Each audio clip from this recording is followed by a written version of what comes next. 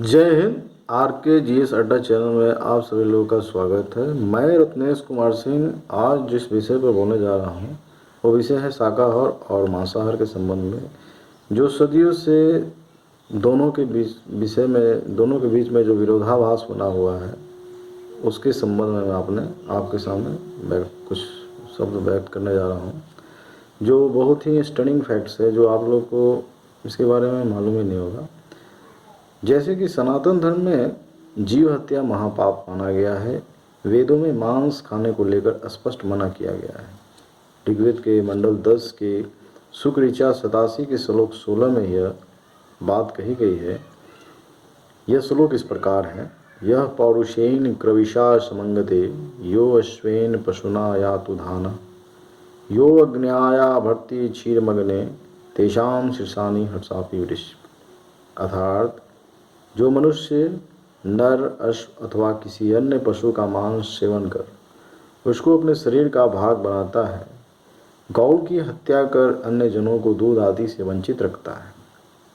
हे अग्नि स्वरूप राजा, अगर वह दुष्ट व्यक्ति किसी और प्रकार से न सुने तो आप उसका मस्तिष्क शरीर से विदारित कर दें, अर्थात उसके मस्तिष्क को काट दिया जाए। वैसे तो सनातन धर्म में भोजन को 3 श्रेणी में बांटा गया है: सात्विक, राजसी, तामसिक। दूध के सभी व्यंजन, दालें, कंदमूल एवं धान, गेहूं और जौ आते हैं सात्विक श्रेणी में। राजसी श्रेणी में जब शाकाहारी भोजन को अत्यधिक खट्टा, नमकीन, गरम, अत्यधिक मिर्ची, अत्यधिक चीनी, नमक, मसाले आदि के साथ पकाया जाता है तो वह सात्विक से राजसी में परिवर्तित हो जाता है। ऐसा भोजन अपने मूल अस्तित्व को खो देता है और जो मात्र तृष्णा इच्छाओं को ही पूरा कर सकता है, यह राजसी भोजन हो जाता है।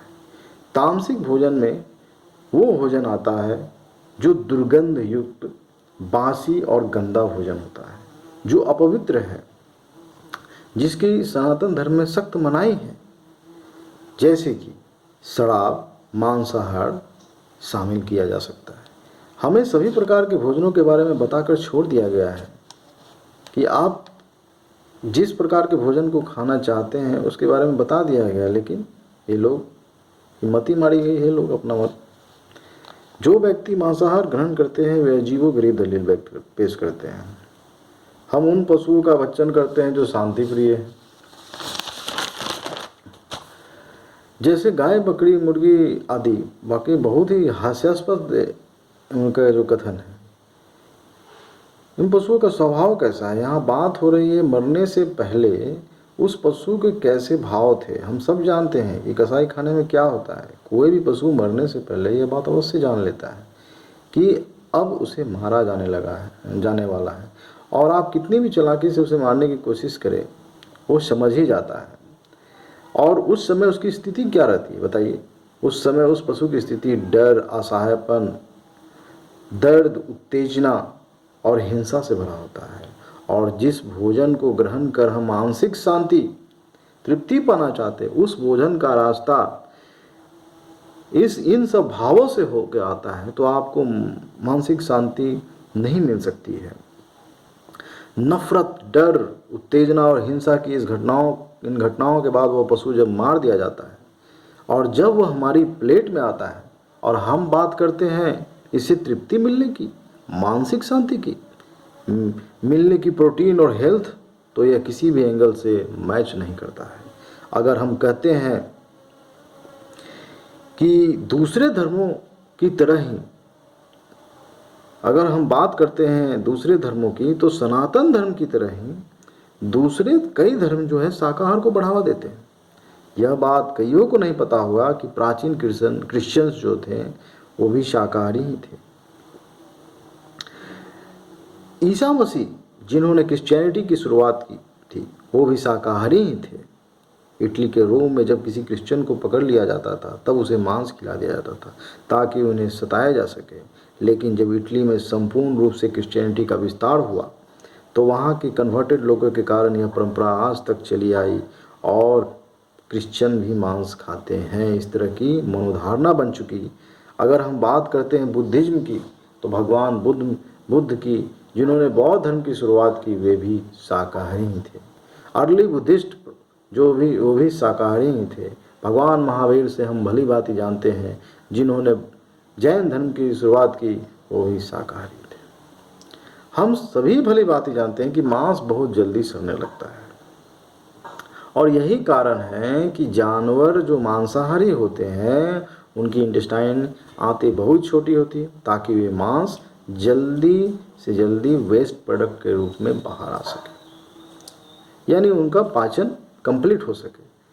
जबकि दूसरी तरफ इंसानों में ऐसा कुछ नहीं है। ऐसा इंसानों में स्मॉल इंटेस्टाइन जो है वो हमारी हाइट से भी बड़ी होती है, बहुत ही लंबी होती है, जिसके कारण उसमें खाना बहुत लंबे समय तक रहता है, पड़ा रहता है। यदि हम मांस का भक्षण करते हैं तो वे मांस हमारी आंत में कई समय तक रहेगा, और इसी के कारण वे सड़ना शुरू हो जाएगा। इस बात से हमें मालूम हो जाता है कि मांस इंसानों के लिए नहीं है, वे केवल मांसाहारी जीव जंतुओं के लिए। स्टनिंग फैक्ट्स में वेज और नॉनवेज के बारे में बता रहा हूँ। वैज्ञानिक दृष्टिकोण से भी देखा जाए तो शाकाहार मांसाहार से बहुत ज़्यादा फायदेमंद है, क्योंकि अमेरिका की नेशनल एकेडमी ऑफ साइंस की एक रिपोर्ट में कहा गया है, अगर हम शाकाहार को अपने भोजन में ज़्यादा शामिल करेंगे तो उससे दुनिया में होने वाली 50 लाख मौतों को टाला जा सकता है, यानी 5 million lives can be saved. अगर हम मांसाहार को उपयोग कम करें तो इससे ग्रीन हाउस इफेक्ट में भी कमी देखने को मिलती है, जिससे हर साल 33,36,000 करोड़ रुपए 33,36,000 करोड़ रुपए की बचत हो सकती है, जिससे सबसे ज़्यादा फायदा होगा विकासशील देशों को, जिसमें हमारा प्यारा भारत भी है। पर्यावरण दृष्टि से भी शाकाहार मांसाहार के मुकाबले ज़्यादा फायदेमंद है, क्योंकि मीट उत्पादन से एमिशन जो होता है वो दुनिया के टोटल एमिशन का 20% है। आप इसे समझ सकते हैं ये कितनी बड़ा परसेंटेज है। मांसाहार से होने वाली एमिशन हमारी पैदा होने वाली जो एरोप्लेन, ट्रेन, शिप्स जो होती है उनसे पैदा होने वाली एमिशन से भी ज़्यादा है। मांसाहार को इंसानी टेबल तक पहुंचाने के लिए सब्जियों के मुकाबले 100 गुना ज़्यादा पानी की ज़रूरत होती है। ये सुन लीजिए, मांसाहार को इंसानी टेबल तक पहुंचाने के लिए सब्जियों के मुकाबले 100 गुना ज़्यादा पानी की ज़रूरत होती है। अर्थात उदाहरण में, अगर हम आधा केजी आलू को उगाने के लिए 127 लीटर पानी की आवश्यकता होती है, जबकि वहीं आधा किलो मीट के प्रोडक्शन में, हाफ केजी मीट के प्रोडक्शन में 9000 लीटर यानी 9000 लीटर पानी की आवश्यकता होती है। वहीं एक केजी मीट को तैयार करने में जो एमिशन होता है वे लगातार 3 घंटे गाड़ी चलाने वाले एमिशन के बराबर होता है। फ्रेंड्स ऑफ अर्थ नामक एक संस्था की माने तो मीट प्रोडक्शन के लिए हर साल 6 लाख हेक्टेयर जंगल को काट दिए जाते हैं ताकि वहाँ पशुपालन किया जा सके। यह ज़मीन इतनी बड़ी है कि इसमें 2 बेल्जियम देश समा सकते हैं, यानी कि यह ज़मीन 2 बेल्जियम देशों के बराबर है। 400 ग्राम गौ मांस को बनाने के दौरान 40 केजी ऐसे अपशिष्ट पदार्थ, वेस्ट प्रोडक्ट्स निकलते हैं, केमिकल निकलते हैं जो धरती को बंजर बना सकते हैं।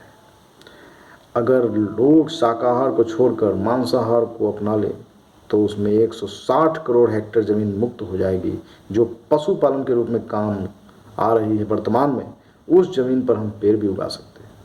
ये ज़मीन भारत के कुल क्षेत्रफल से भी दुगनी है। तो यह मैंने आपके सामने कुछ फैक्ट्स रखे हैं और आप लोग का सभी विचार है। धन्यवाद।